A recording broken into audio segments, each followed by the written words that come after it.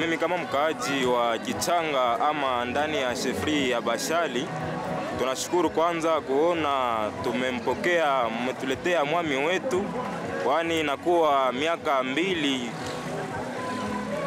mbili tulikuwa hatuna mwami, kwani tulikimbilia Goma, na wakati usalama ulirudi, tulirudia katika mji wetu, na tunaona kabisa siku ya leo mnaturudishia mwami, ni jambo la heri sana kabisa.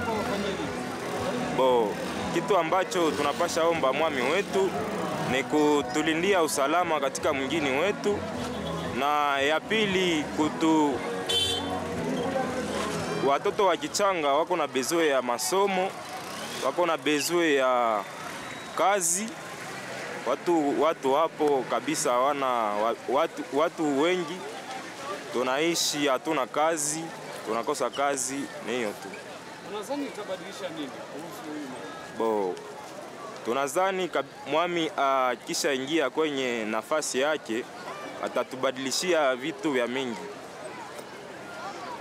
Ya kwanza kuko watu wanakuwa na malalamiko ya kupana, hawataifikisha kwa kubwa, kwani hatuna kwa kuelekeza. Ya pili tunapasha kuwa na besoin ya radio juu ya kusikia information, habari za huko na kule mwingine yetu.